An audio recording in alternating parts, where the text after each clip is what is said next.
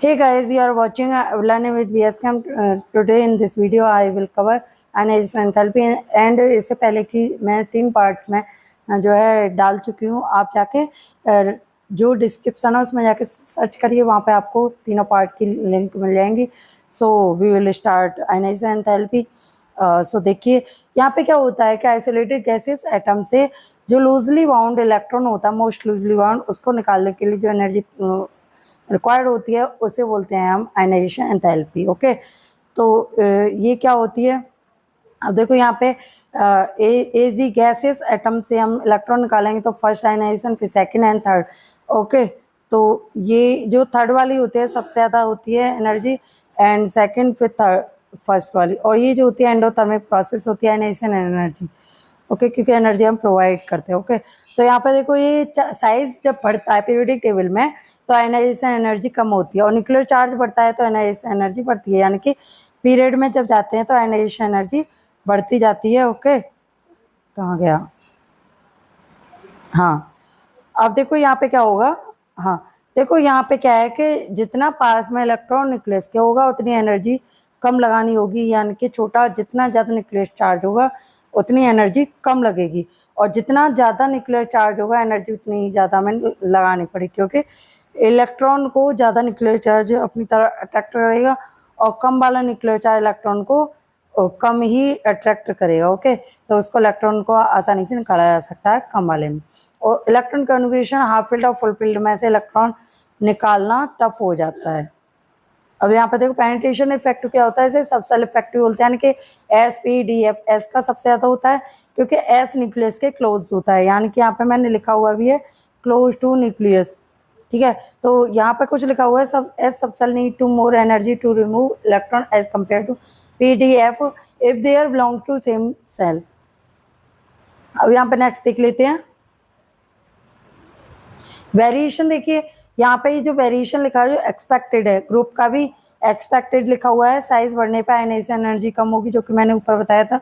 अब देखो हीलियम पहले ब्लॉक पीरियड में हाइड्रोजन हीलियम 2 ही एलिमेंट होते हैं, फिर 8, फिर 8, 18, 18 पे 32, 32।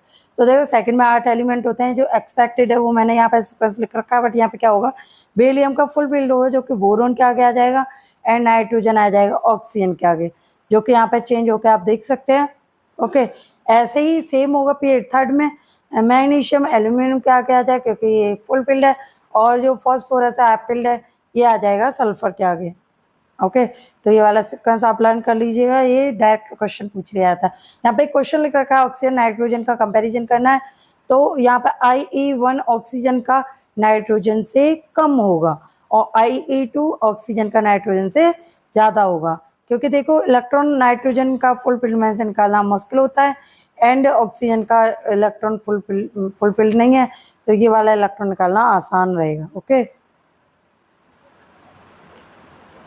अब यहाँ पे देखो IE1 IE2 क्रोमियम और मैग्नीज की, यानी कि क्रोमियम 24 और मैग्नीशियम 25। अब देखो क्रोमियम का जो ये वाला तो फुल फील्ड है 3D, बट इसके बाद आता है 4s जिसमें से इलेक्ट्रॉन को निकालना आसान होता है, इसीलिए क्रोमियम की IE1 कम होगी, और मैग्नीज का फुल फील्ड है एस सबसेल, तो इसमें से इलेक्ट्रॉन निकालना मुश्किल होगा, इसीलिए यहाँ पर IE1 मैग्नीज की ज़्यादा है और यहाँ पर क्रोमियम की IE2 ज़्यादा है। ओके, ये देख लीजिएगा comparison of IE nitrogen, nitrogen positive.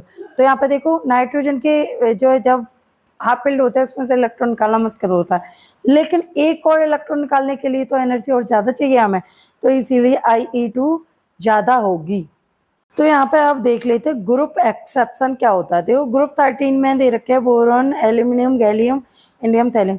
Gallium पे ट्रांजिशन है, कॉन्ट्रैक्शन लगता है, एंड लेंथेनाइड कॉन्ट्रैक्शन लगता है थैलियम पे, तो थैलियम बोरॉन के बाद में आएगा।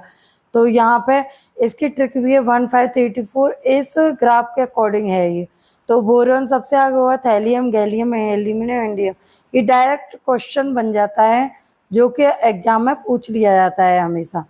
ओके, ऐसे ग्रुप 14 है, carbon, silicon, germanium, tin, lead. ये होना चाहिए एक्सपेक्टेड, लेकिन लेड टिन के आगे पहुंच जाएगा। ओके, तो यहाँ पे ये लिखा हुआ भी है sequence actual ionization enthalpy. Okay, अब यहाँ पे देखिए metallic and non metallic character भी आयनाइजेशन एंथैल्पी पे डिपेंड करते हैं।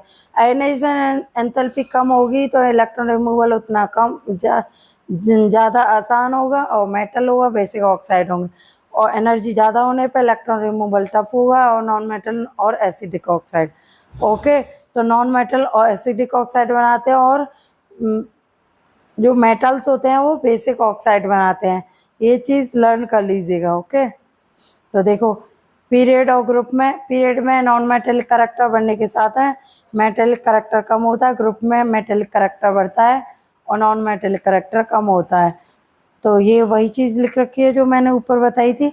यहाँ पे देखो ये है मेटल्स, तो ये बेसिक ऑक्साइड बनाएंगे, यानी कि ये जो लिखे हुए हैं,